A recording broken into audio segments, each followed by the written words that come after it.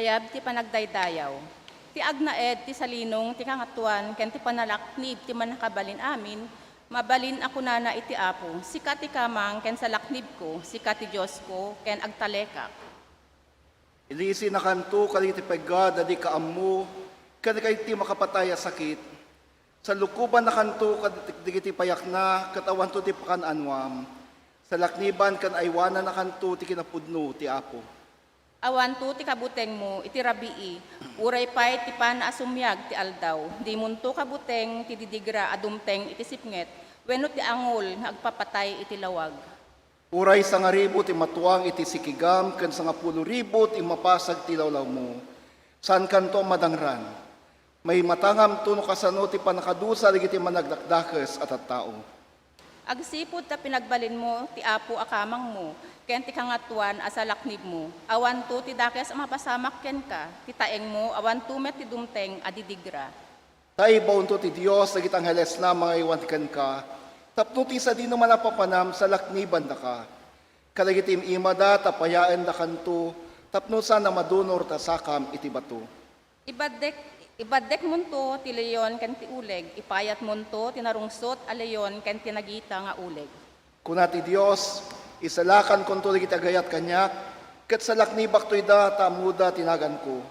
Tumawag da kanyak ipangag konto ida, adak to kadakwada iti tiyempo ti riribuk da, ispalek to ida, wen padayawak to ida, at idog abiyag ti parabor ko kadakwada, ket isalakan konto ida.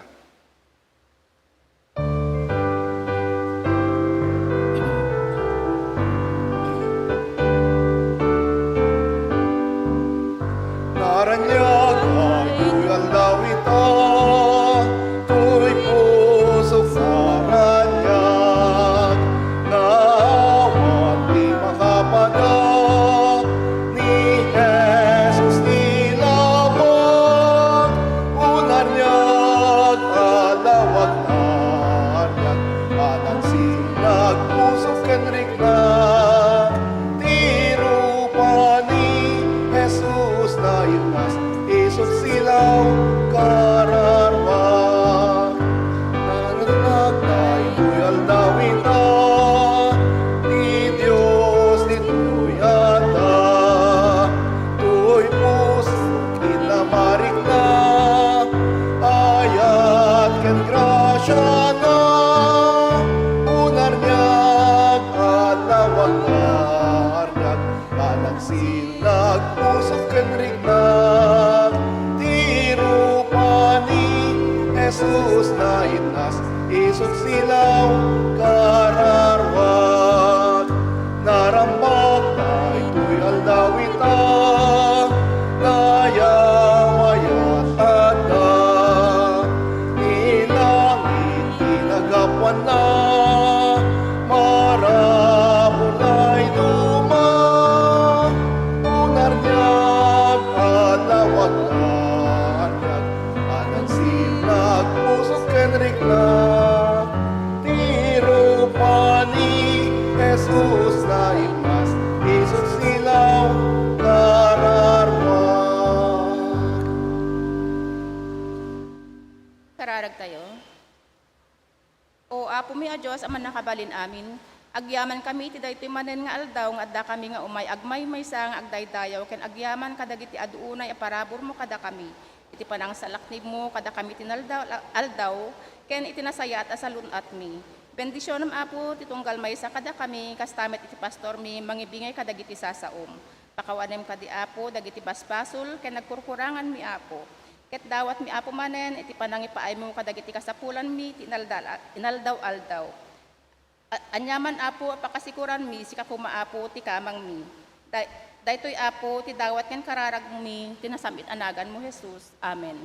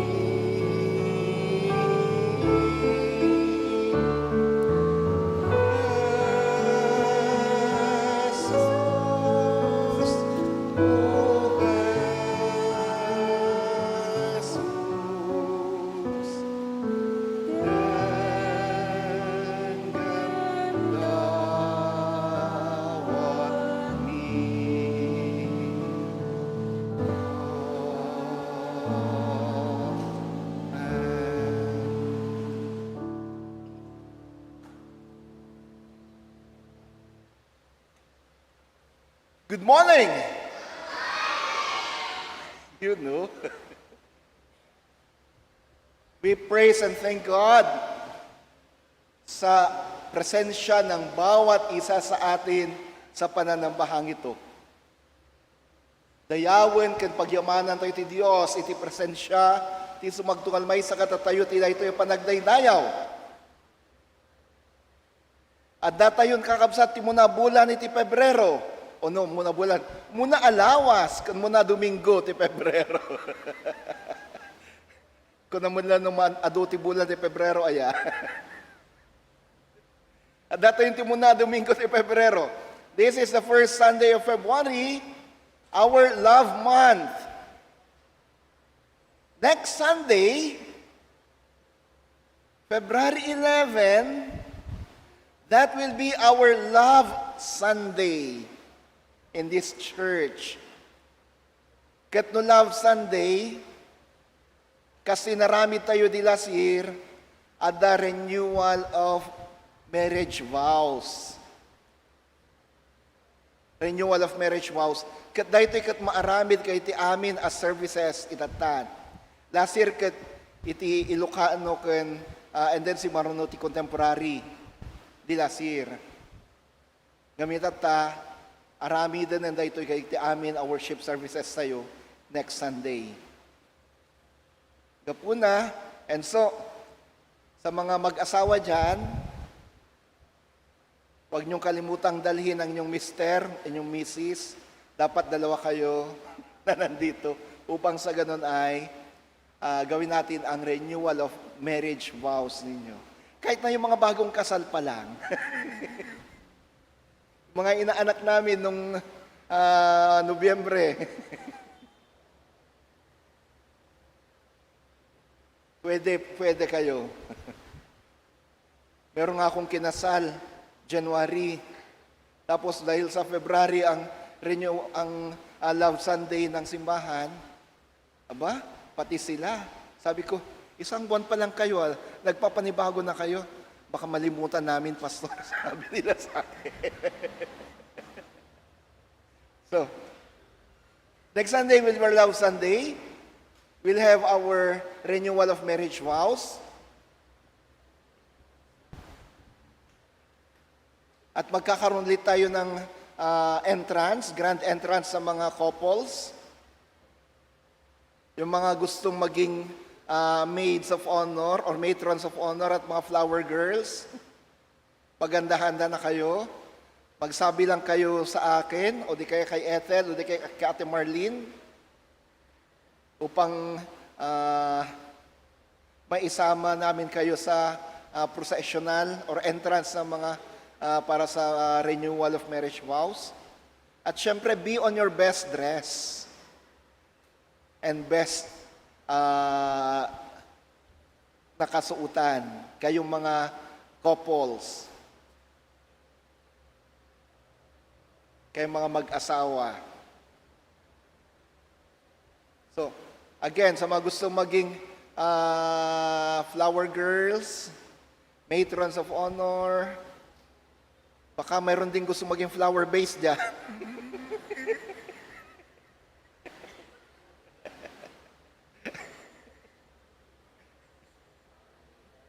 Magsabi lang po kayo sa amin at ang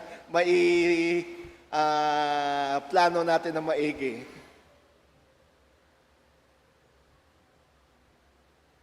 Gawin natin ang ating papuri sa Diyos next Sunday na kakaiba.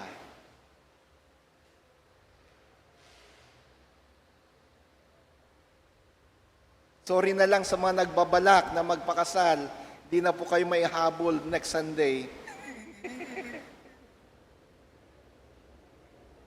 Ano at Ansel? Baka may plano si Ate Ansel.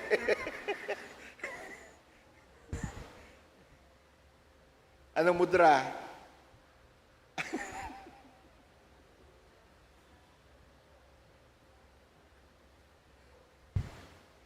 So yun po yung una nating announcement.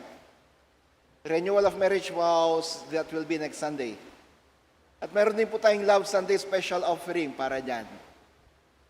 Pangalawa, mga kapatid, February 14, maliban sa ito'y araw ng mga puso, yan din po ang Ash Wednesday.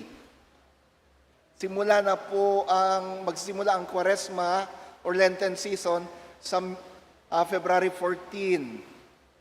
At ang pagsamba natin sa araw na yan ay alas 9 ng umaga. We'll have our Ash Wednesday worship service at 9 a.m. Huwag niyong kakalimutan, Miyerkules yun ha.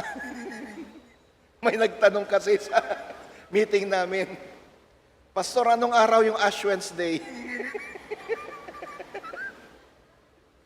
Biniro namin, Huwebes yun. Sa halip na anong petsa, ang natanong niya, anong araw? So, February 14, that will be Ash Wednesday, Miyerkules ng umaga, alas 9. We'll have our worship service together with the imposition of ashes on the forehead. Pagkatapos mo nating pananambahan, si Pastor Edgar ay pupunta sa barangay at doon siya magpapahid ng abo sa noo. Ako naman ang tatayo dyan sa harap ng simbahan at magpapahid ng abo sa lahat ng mga gustong magpapahid ng abo sa kanilang noo. Last year, ang daming mga lumapit sa atin. Nakapasok na kami ni Pastor Sunny dito sa sanktuaryo, isinasara ng simbahan, may mga humabol pa. Hinabol kami dito sa loob para magpapahid ng abo sa kanilang noo. Ano bang ibig sabihin kasi noon? Pinapaalala sa atin na tayo'y tao at galing tayo sa alikabok. It reminds us of our mortality. Dahil tayo'y galing sa alikabok, tayo babalik sa alikabok. Dust to dust, ashes to ashes. Yun ang pinapahiwatig sa atin. At bakit tayo babalik sa alikabok? Dahil sa kasalanan. Eventually, it will remind us of our sinfulness. Pinapaalala sa atin na tayo makasalanan, at dahil sa ating kasalanan at kasalanan ng tao, babalik tayo sa likabok. Pero hindi tayo magtatapos doon. Kundi, Ash Wednesday or Lent begins with the reminder that we are sinners and therefore we will die. However, Lent is not all. Merong Easter. May muling pagkabuhay, and that is the promise for us. We're reminded of our mortality, of our being humans, sinful human beings, but after that, we are also being reminded that there's that promise of eternal life, resurrection. Welcome to the family. Welcome to NACS UMC family. Actually, welcome back kasi pumupunta na sila dito dati. At kapag nandito sila, para dalawin ang anak, dito sila sumisimba. Welcome po natin si kapatid na Helena James Narvasa and Aiza Damasyal from Mangaldan, Pangasinan. Tayo po kayo. Ayan. Dinadalaw ang mga anak na doktor, engineer. Kapag nandito sila, sa Manila, dito sila. Pwede po bang dito kayo sa harap?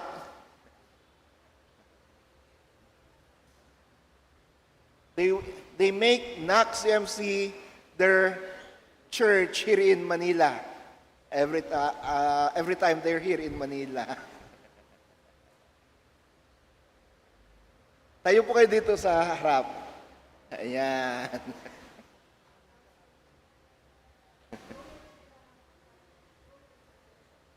Lawyers and doctors. Dito po. Yan po, yan. And then, meron pa po bang mga first-timers or mga nagbabalik NACS dito? Grabe, lawyers, doctors. Lawyer, doctor. Okay. Yes. Ganon din po, binabati natin lahat ng mga nagdiriwang ng kanilang kaarawan sa linggong ito. Parang may kilala ko. Pwede po dito kayo. Ayan.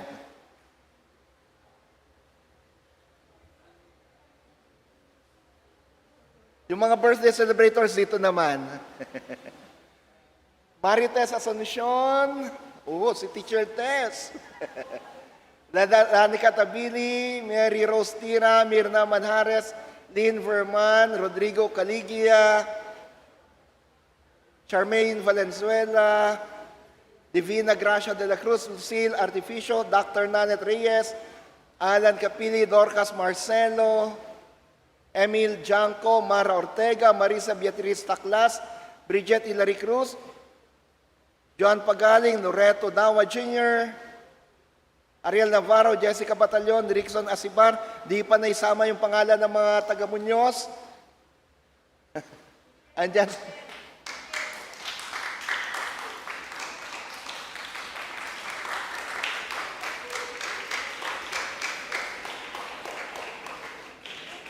Sige po, dito po sa harap, dito sa baba.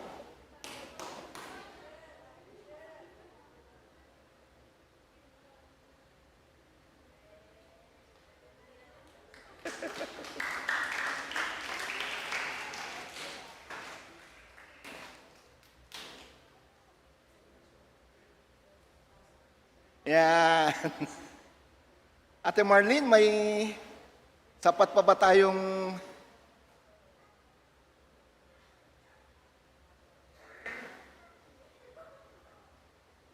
si Teacher Tess?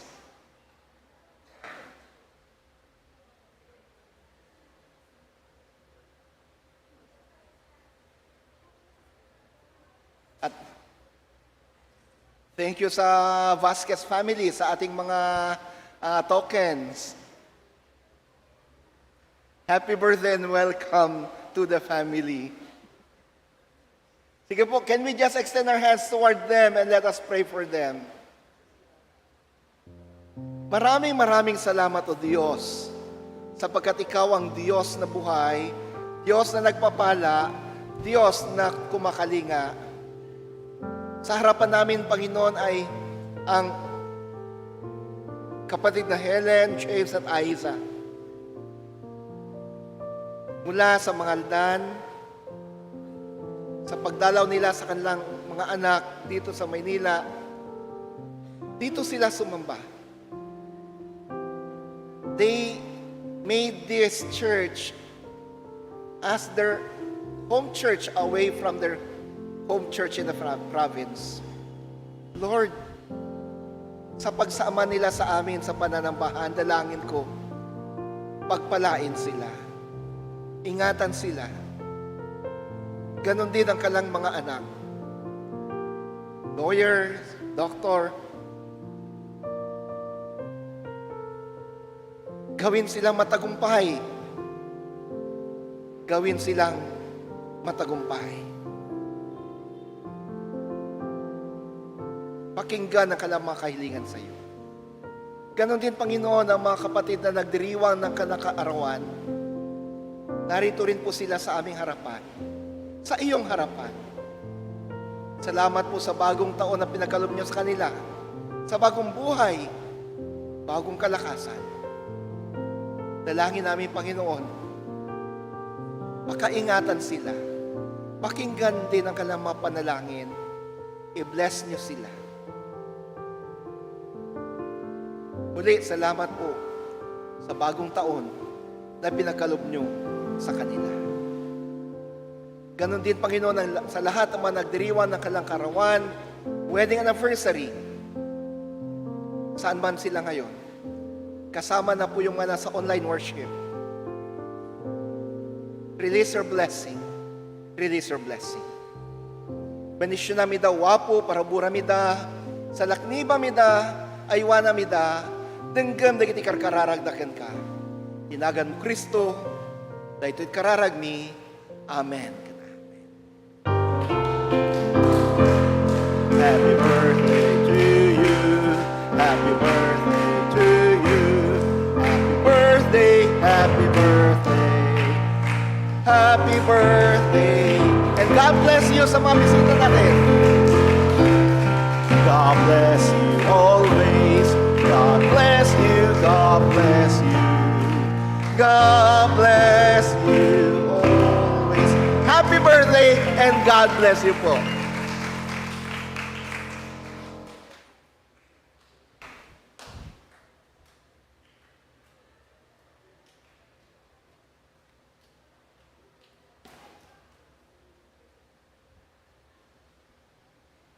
Ti panakaibasa tinasantuan asurat, ang masarakan itidaan na tulag. Isaiah 40:21-31.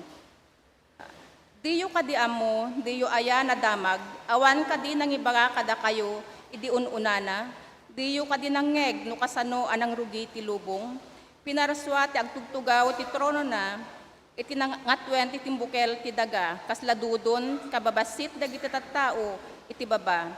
Inukrad na ti langit, akas iti kurtina kas iti tolda, apag naedan. Ripuugan na dagiti nabileg nga agtuturay, ken pagbalinan na ida nga awan serserbina, mayarig da kadagiti naganos, amula nga agpatubo ken apagramot. Numangyeg ti apo ti angin, magango da ket kas dalaw arutang a maitayab. Siya sino ti pakaipadaan tinasantuan a Dios, ada kadi umasping ken kuana.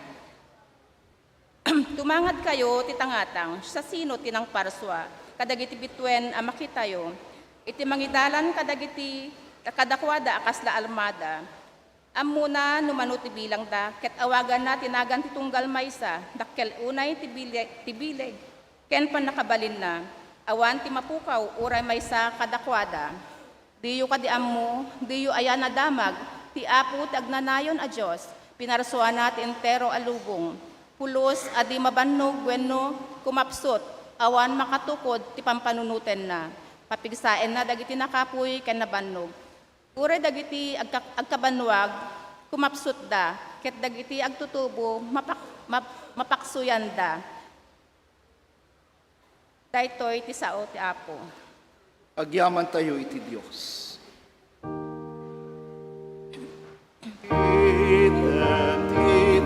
Tinapay, tibiyagapu,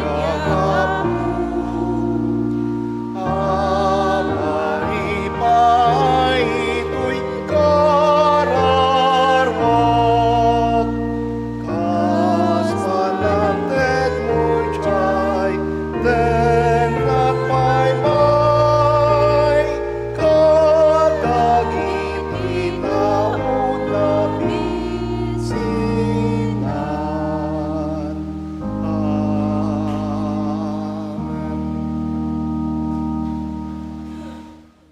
Ang Ebanghelyo natin, Panginoon, ayon kay San Marcos. Lumabas si Jesus sa sinagog kasama sina James at John at pumunta sila sa bahay ni Simon at Andrew. Pagdating nila doon, sinabi agad kay Jesus na nakahiga at nilalagnat ang biyenan ni Simon. Nilapitan siya ni Jesus, hinawakan sa kamay at inalalayang bumangon. Nawala ang lagnat niya at naghanda siya ng pagkain para sa kanila. Nung gabing yun, dinala kay Jesus ang mga may sakit at mga taong sinapian ng demonyo. Nagpunta ang buong bayan sa harap ng bahay. Pinagaling ni Jesus ang maraming taong may iba't ibang sakit at pinalayas niya ang mga demonyo. Hindi niya pinayagang magsalta ang mga demonyo kasi kilala siya ng mga ito. Kinabukasan, nung madaling araw, bumangon si Jesus at pumunta sa isang liblib na lugar para mag-pray. Pero hinanap siya ni Simon at ng iba pa nilang kasama. Nang makita siya, sinabi nila, "Hinahanap na po kayo ng lahat." Pero sumagot si Jesus, "Pumunta tayo sa ibang bayan para makapag-preach doon ng magandang balita. Ito ang misyon ko." Nag-ikot siya sa buong Galilee at nag-preach siya sa mga sinagog at nagpalayas siya ng mga demonyo. Mga kapatid, ang Ebanghelyo ng ating Panginoon. Madayaw ka, O Apo Hesu Kristo. Bendisyonang kati kinapuno, tapuisot taraon kuwapu, ken mangbukaw ti kinanakes ko, ket anak ken ragsak masarap mo. Amen.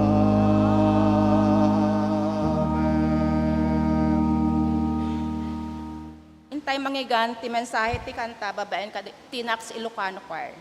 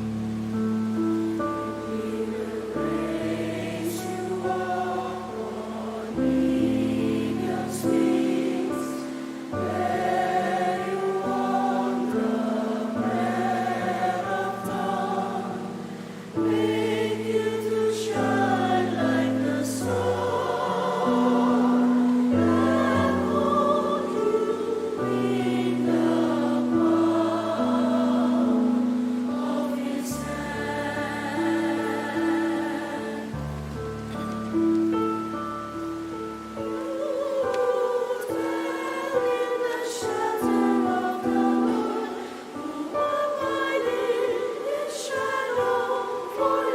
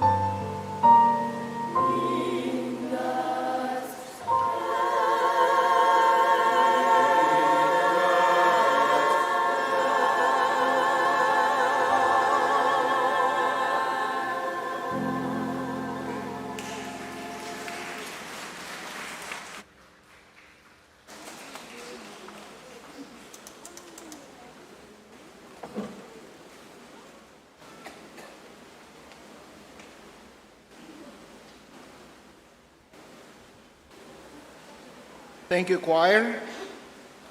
On eagle's wings.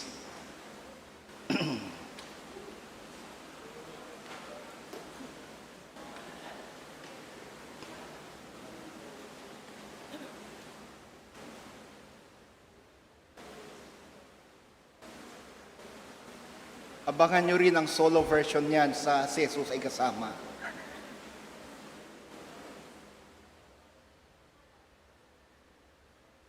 Good morning!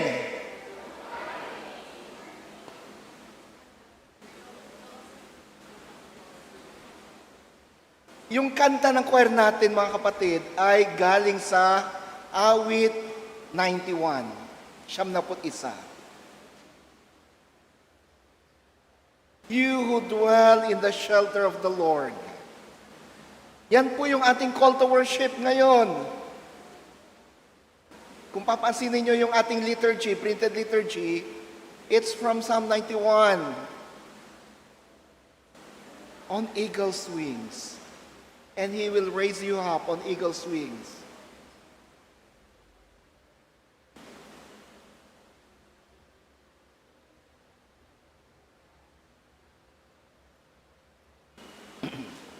From verse 4, 91 verse 4. At yan din po ang isa sa mga mensahe ng ating Old Testament reading sa umagang ito.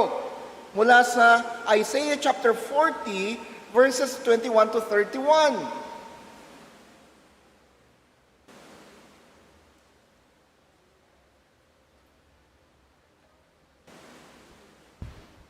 Ang aklat po ng Isaiah or the book of Isaiah is actually divided into 3 parts and written on 3 different occasions. Nahati ito sa 3 bahagi at nasulat ito sa iba't ibang mga okasyon or iba't ibang mga panahon.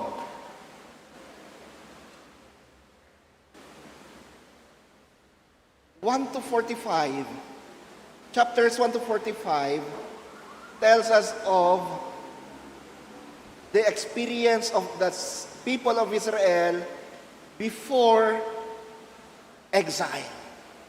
Meaning, kinukwento nito yung karanasan ng bayan ng Israel bago sila sakupin ng Assyria at ng Babylonia.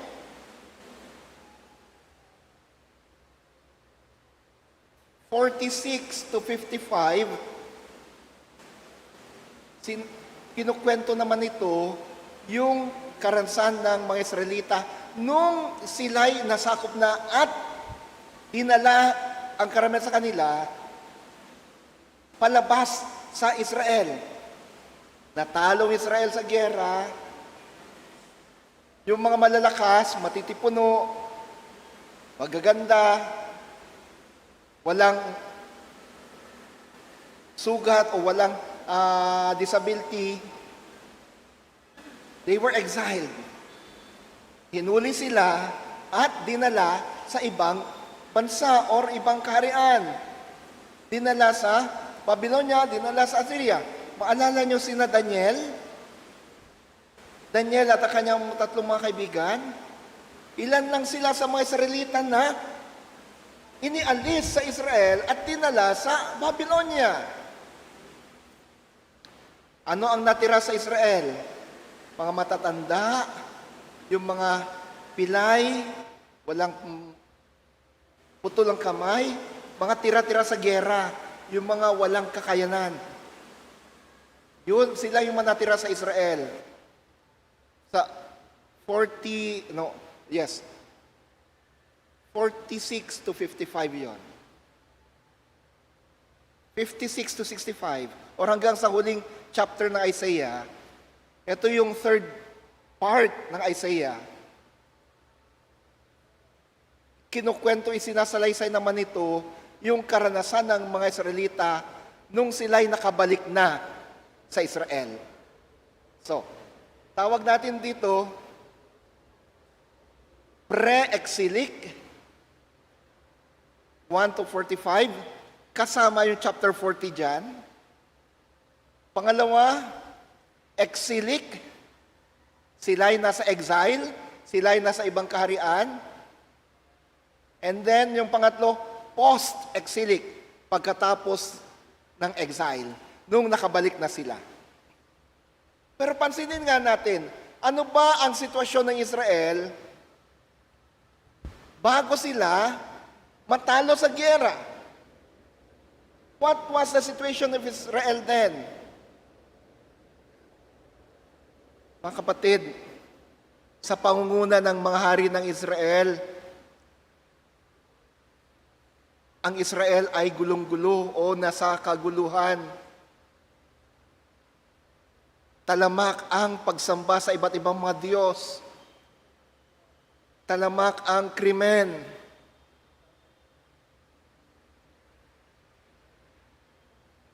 Yung iba, upang sambahin ang ibang mga Diyos-Diyosan, yung mga sanggol, hinuhuli at iniaalay, ipinapagulong sa apoy, bilang handog sa Diyos-Diyosan. Infants were taken from their mothers and be rolled on fire. Literal na pinapagulong nila yung mga sanggol sa apoy hanggang sa masunog ito. Habang ang sanggol ay umiiyak, yung pag-iyak ng sanggol at yung usok ng katawan niya na nasusunog, sabi ng mga pari at mga propeta ng mga pagano, ng mga Diyos-Diyosan to, yun ang matamis at mabangong alay sa Diyos-Diyosan na yun. Grabe, no? Ganon kasama ang Israel sa panahong yaon. At dahil sa kanilang kasamaan, sa pangunguna ng hari ng Israel, kapag sila'y sinasalakay ng mga ibang kaharian, lagi silang natatalo. Lagi silang natatalo. At sa kontekstong ito, isinulat nga ang Isaiah chapter 40, verses 21 to 31.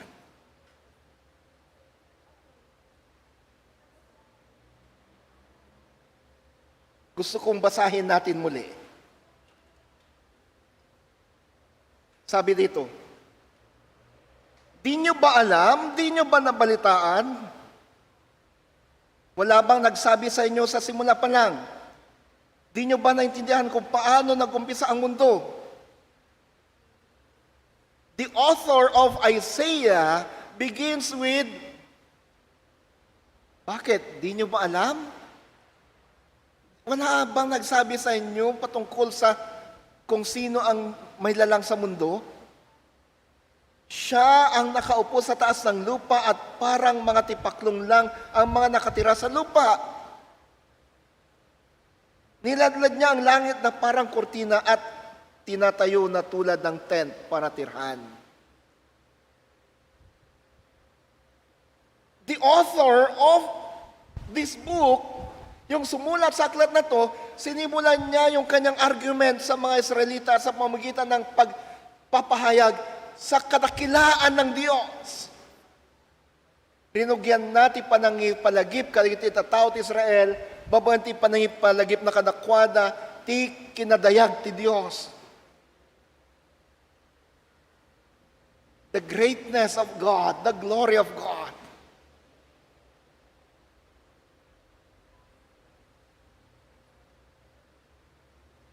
Tinatanggalan niya ng kapangyarihan ng mga lider at ginagawang walang kwentang mga naghahari sa lupa para silang halamang kakatanim at kakahasik pa lang, sa lupa ay nagumpisang magkaugat, hinipa niya at natuyot sila at tinangay ng hangin na parang dayami.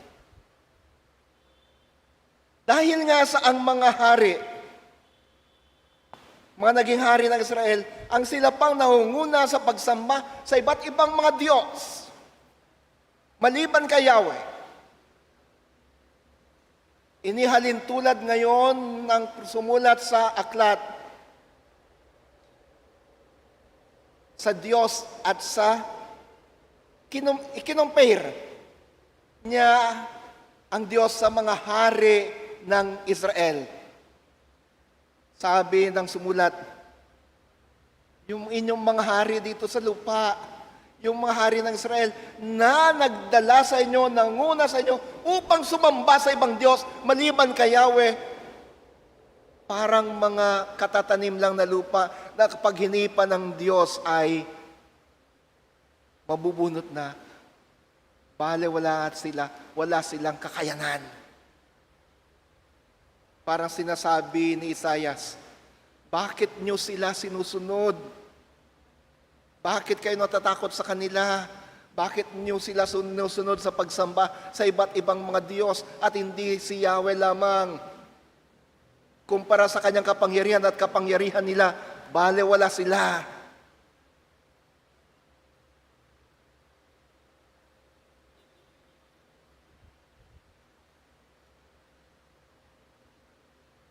Kaya kanino mo ako'y kukumpara na masasabi mong kagaya ko siya?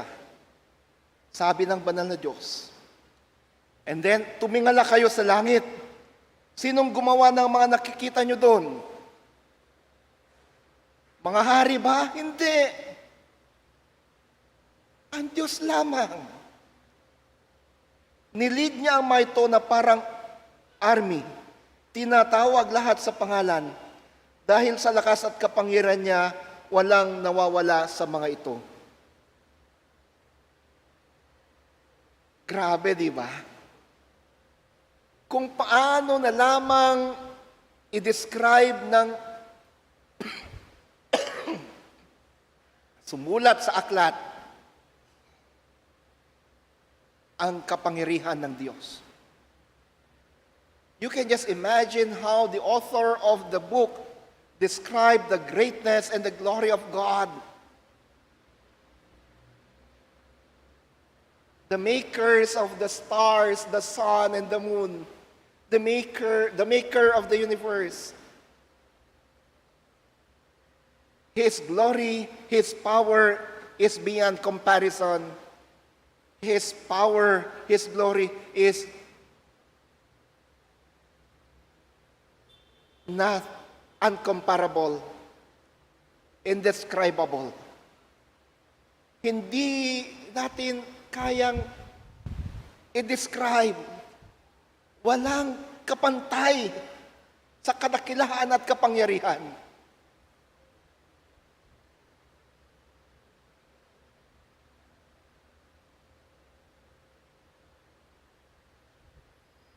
Kung kaya't sabi ni Isaias,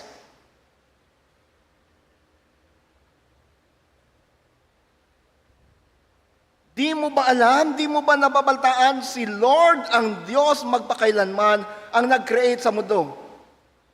Di siya nanghihina o napapagod, walang makaaabot ng lalim ng isip niya. And take note of this, binibigyan niya ng lakas ang mga nanghihina at pinapalakas ang napapagod.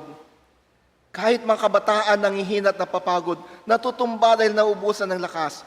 Pero ang mga nagtitiwala kay Lord ay muling lalakas, lilipad sila na parang mga agila.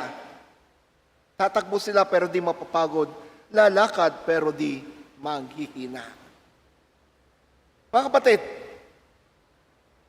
pagkatapos na i-describe ni Prophet Isaiah ang incomparable na kapangyarihan ng Diyos, sa verses 21 to 24. Pagkatapos niyang i-describe ang kadakilaan ng Diyos at yung walang kapantay na kaalaman ng Diyos, sa verses 25 to 26. Ipinagpatuloy niyang i-describe ang kalakasan ng Diyos. Thank you. And that strength, that incomparable strength of God, renews the strength of every individual. Yung walang kapantay at hindi masukat na lakas ng Diyos ang siyang nagpapanibago sa kalakasan ng bawat isa. The incomparable strength of God renews the strength of every individual.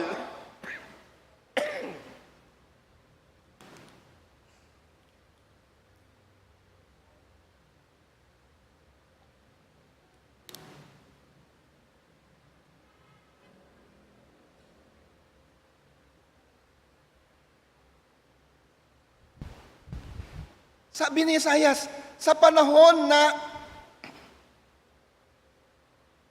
kayo'y may pinagdaraanan, sa panahon na kayo ay may suliranin, sa panahon na kayo'y nangihina, sa panahon na kayo ay halos wala ng pag-asa,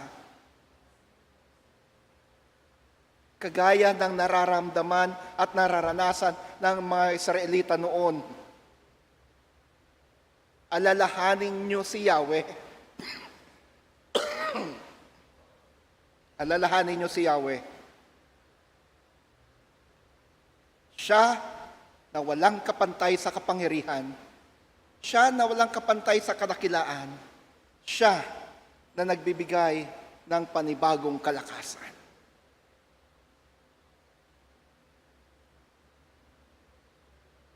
Palalakasin niya kayo kagaya ng isang agila.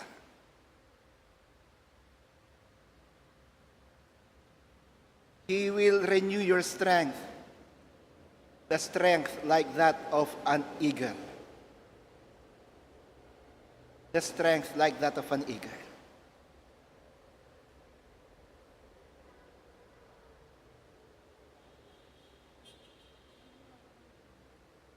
Sinasabi ng mga eksperto na ang agila ang siyang pinakamalakas na ibon sa paglipad. The eagle can soar up high. Pwede siyang lumipad ng napakataas na wala ni anumang ibon ang kayang makapantay nito. Ang agila ay may malakas na mga paa na kayang dagitin kahit na anumang mga hayop na mas maliit sa kanya. Actually, minsan pati mas malaki sa kanya eh. Yung kanyang pantuka, napakatibay. Ito pang kakaiba. Kapag yung agila ay tumanda na, yung kanyang pantuka, sa halip na straight, nagka-curve. At yung kanyang mga pakpak, medyo humihina na rin. Pero ang gagawin ng agila sa kanyang pantuka, iuuntog niya ng iuuntog ito, masakit man, pero pag dilipas ng panahon, sa kauntog niya ito, mababali, matatanggal, at lalabas ang bagong pantuka niya. Is parang isang sanggol na naman. At lilipad yan ng napakataas hanggang sa yung mga matatandang mga balahibo niya ay magsisitanggalan, pero lalabas ang mas maganda, bago at mas malakas na mga pakpak, mga balahibo. Yan ang sinasabi ng mga eksperto patungkol sa agila. That's how an eagle is. That's how God renews the strength of an eagle. No wonder why the prophet Isaiah compared the renewal of the strength of a person to that of an eagle. Sabi ni Propeta Isaias, kahit na kayo'y nangihina na, palalakasin kayo ng Diyos, palalakasin kayo ni Yahweh, magkakaroon kayo ng panibagong lakas, magkakaroon kayo ng panibagong lakas. Upang sa panahon na parang gusto nyo nang sumuko dahil sa pagmamahal ni Yahweh, hindi kayo matutumba. Sa halip na susuko, kayo ay tatayo at magkakaroon ng bagong kalakasan. Kanino tayo kukuha ng lakas? Walang iba kundi kay Yahweh. Walang iba kundi kay Yahweh. Walang iba kundi sa Diyos.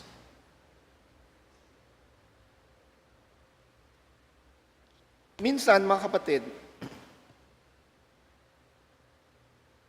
dumarating din naman kami sa punto na ako mismo, bilang pastor, dumarating ako sa punto na parang gusto ko na rin sumuko. Sabi ko,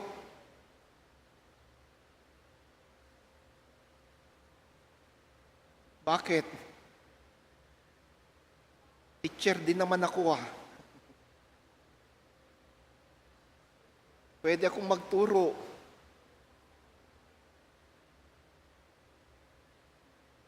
Ilang mga teaching offers na ba ang tinanggihan ko? Ni-reject ko dahil pastor ako.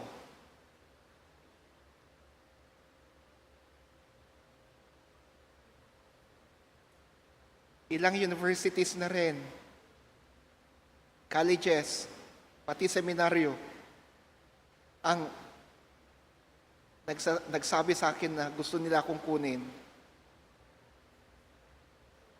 Pero tinanggihan ko. Bakit? Ako'y pastor, at dahil ako'y pastor, dapat na isa local church ako.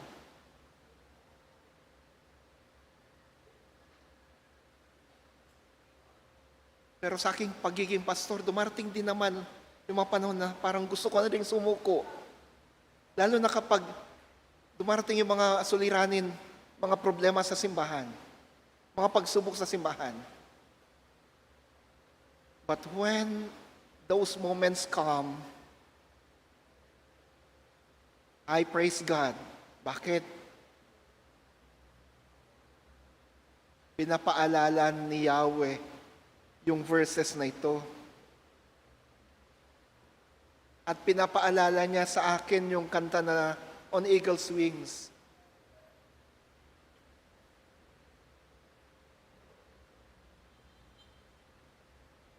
And He will raise you up on eagle's wings, bear you on the breath of dawn, make you to shine like the sun, and hold you in the palm of His hand. And He will raise you up on eagle's wings. Itataas ka on eagle's wings.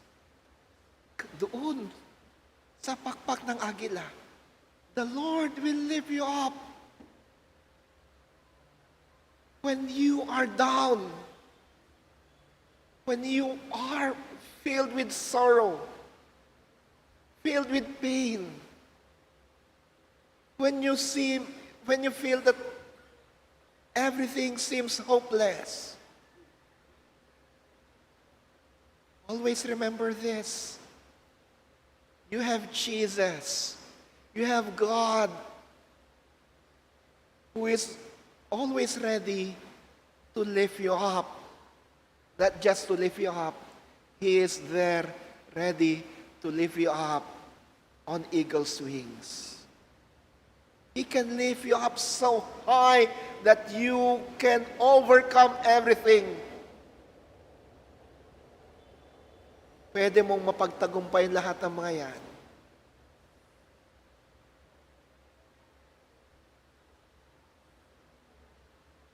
And the Lord will hold you in the palm of His hands. Hindi ka lang itataas. Kakargahin ka pa ng Diyos. Kakargahin ka pa ng Diyos.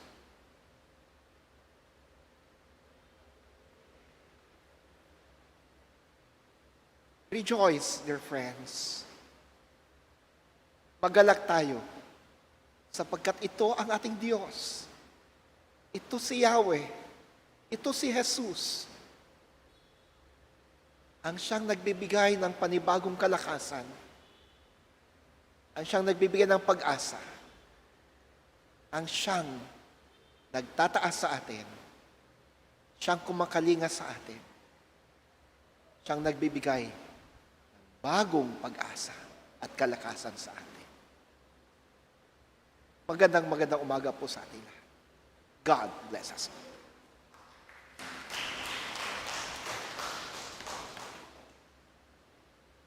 Ipanakaala dagiti sagsagot ken apagkapullo.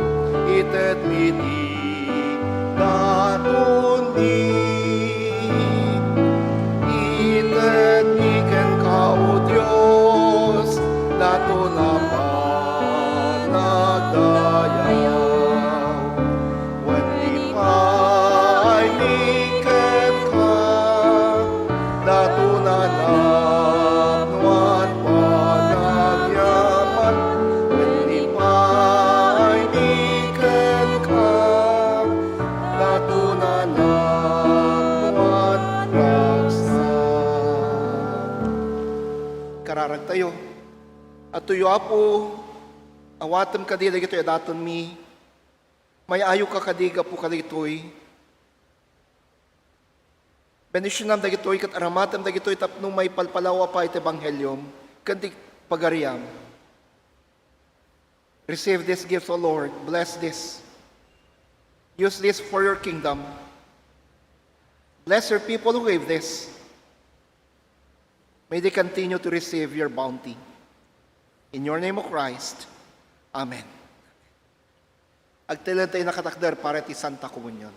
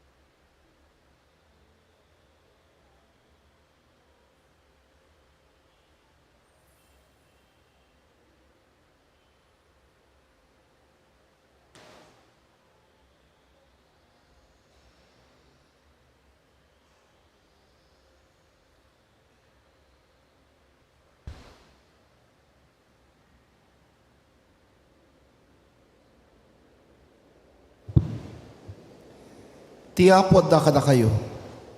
Tamet ken ka. Itangad yun iti puspuso yo. Itangad mi ida iti apo. Iden tayo ti panagyaman iti apo a Diyos tayo. Nakanatad nga itden tayo ken kuana ti panagyaman ken panagdayaw.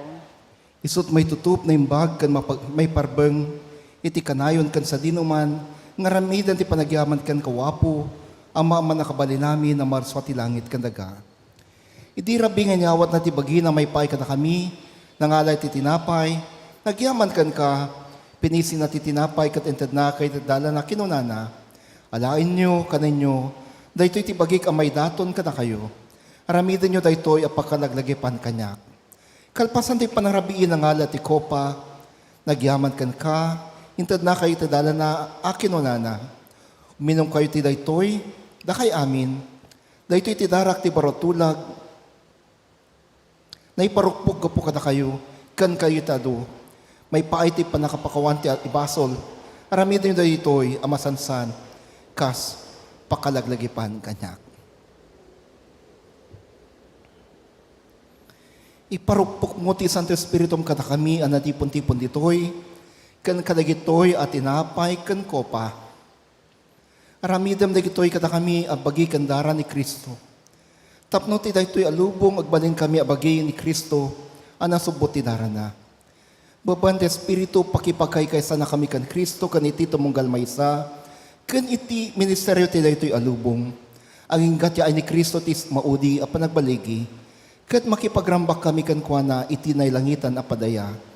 Gapukan Hesu Kristo ng anak mo, kan iti panagtang ti Espiritu Santo ti na Santo ng Iglesia, kuam amin ti dayaw kan gloria, manakabali na Diyos, ita kan tagnanayon. Amen.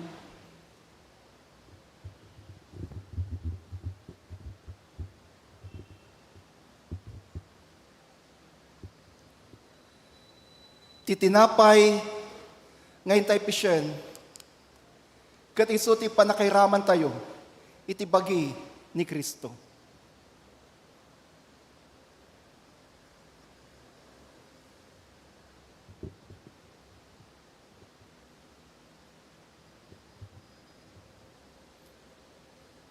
Ti kopa, ngayon tayo itag-ay, kat isot panakairaman tayo, iti dara ni Kristo.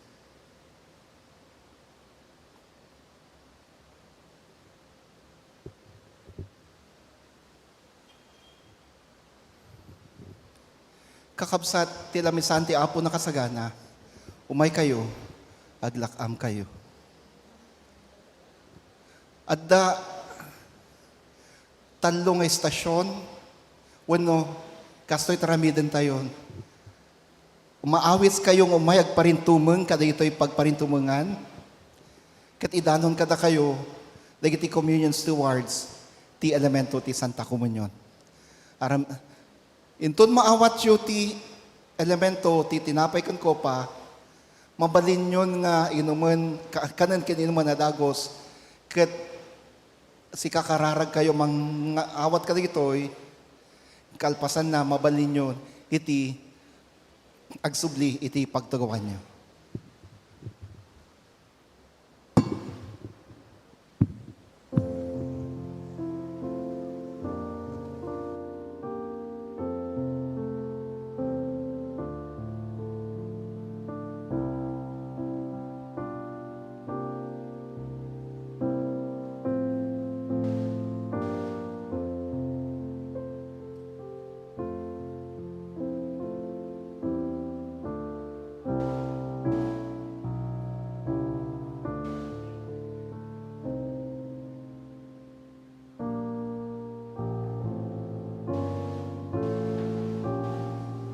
You can now come and kneel before the Lord's altar to receive the Holy Communion.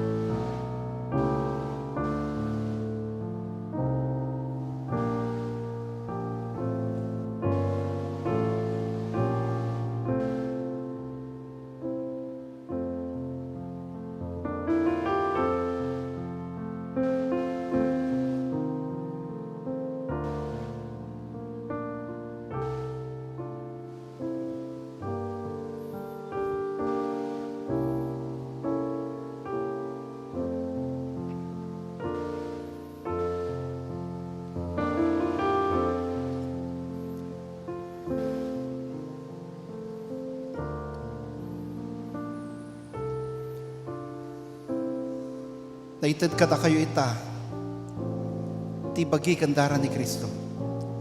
Given you now is the body and blood of Christ. Jesus said, "This is my body broken for you. Take, eat, and remember me."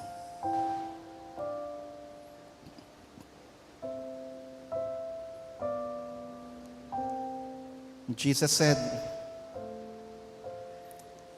"Behold, I stand at the door and knock. If anyone hears my voice and will open the door, I will come in and eat with him." Friends, rejoice, for God has made you worthy to receive his body and blood. Go and make Jesus the source of your strength, the source of your being. Amen.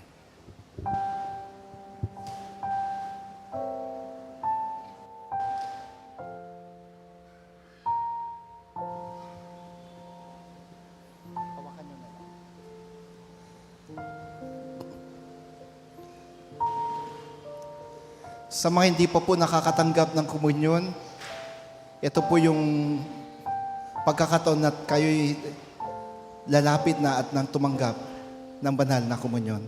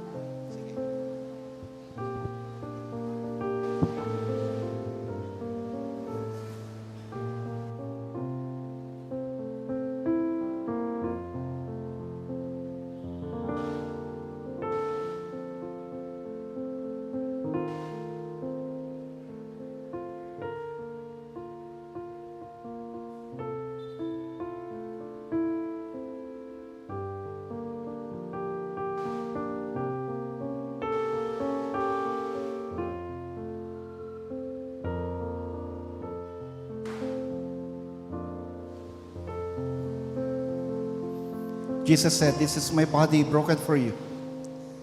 Take, eat, and remember me."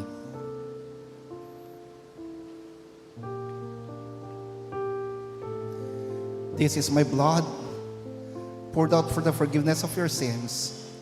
Drink and remember me."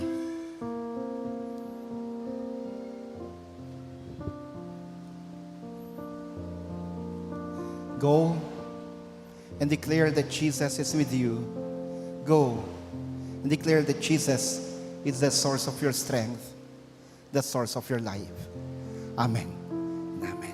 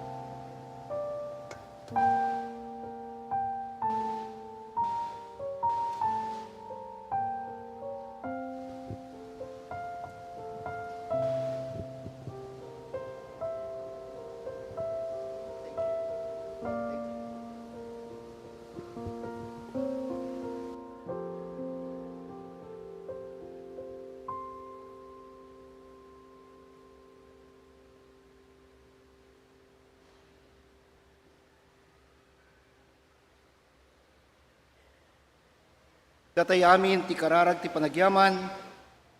Agnanay na Dios, agyaman kami kanikaga puti dahi tinasantuan ang misteryo. Anang idatunam ti biyag magpaay kada kami.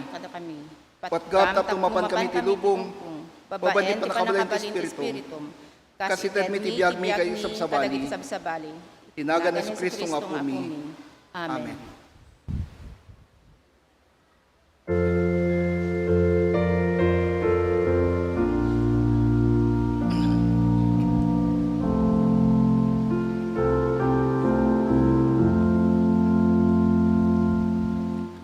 Jesus, kayem tayo ni Jesus, linakam na tituk, basol tayo na batot, ket kwa na intay ngarod, awan kayem kasken kwa na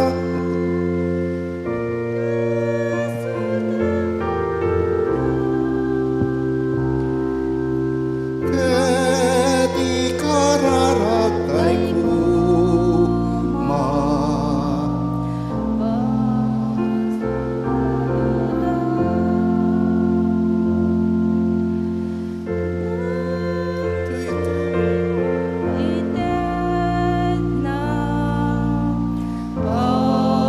Lilaw kan suliso, di natay bayan ni Jesus, ken kwa na intay ngarod, awan kayem kas ken kwa na dingit mukawan na. Di kapoy tayo amuna, ken kwa na intay anak. Kararag tayo.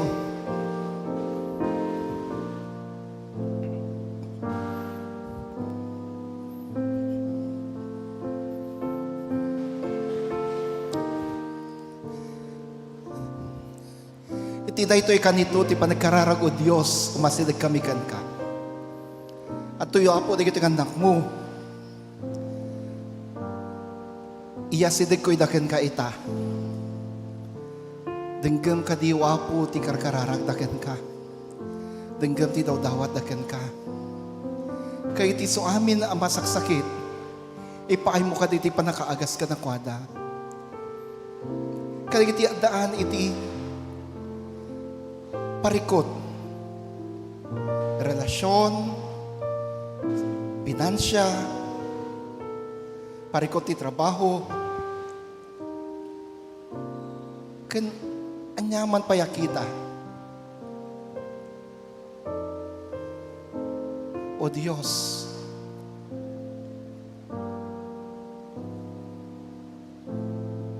tulungan mi da. Ipaay mo ti sungbat kay ti karkararagda. Ti daytoy kanito wapo dawatag tagtultuloy. Apan ipaay mo ti liwliwa. Iti familia narida. Nang ro na kaninanang gapo ti pupusay ti ama ti pamilya ni Attorney Edwin Sr. Si kawapo, ti mga rakop kadakwada. Ipaay mo ti panakapabaro, ti karadkada, pigsada. Kas iti panang pabarom, ti pigsa, ti agila. Kas takadi taramidem kadakwada. Kan kada kami amin wapo, dawatan migan ka. Renew our strength. Give us hope.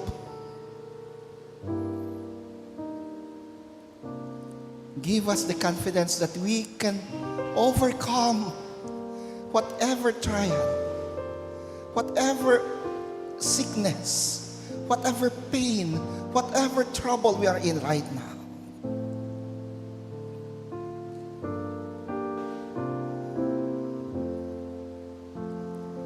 Renew our strength. Bigyan mo kami ng panibagong kalakasan, Panginoon. Bigyan mo kami ng katagumpayan sa lahat ng mga pagsubok, sa lahat ng mga suliranin, sa lahat ng masakit na nararamdaman at nararanasan namin.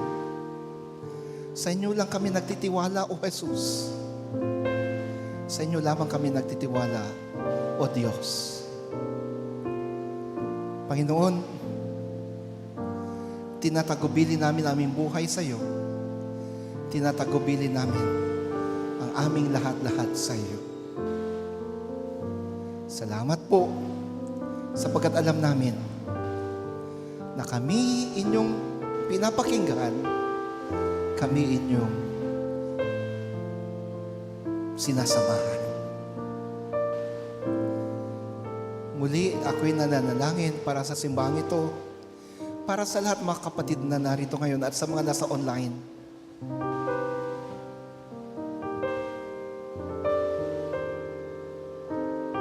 Lumalapit ako sa iyo para sa kanila. Pakinggan ang aming panalangin. Pakinggan ang aming pagsamo. Sa ngalan mo, Kristo. Amen at amen.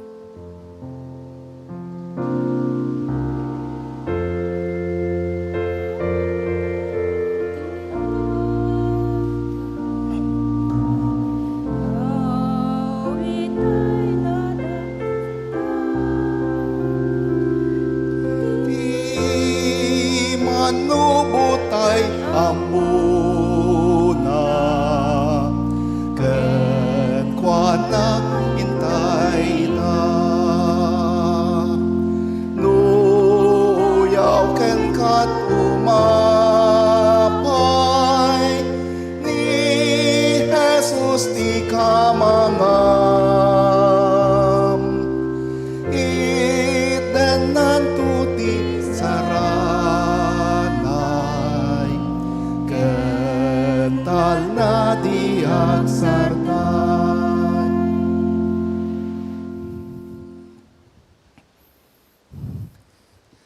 Kakabsat,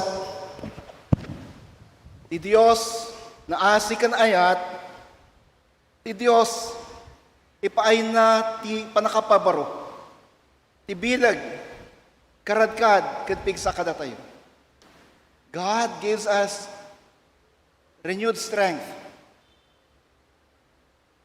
Renewed strength. Go then.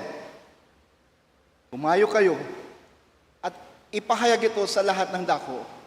Ipahayag na ang Diyos ay siyang nagbibigay ng katagumpayan, pag-asa at bagong kalakasan. At sa ating paghayo, ipagkalubnawan ng Diyos ang kanyang pag-iingat, pagkalinga, biyaya sa inyo at sa inyong buong pamilya. Ngayon, magpasawalang hanggan. Amen.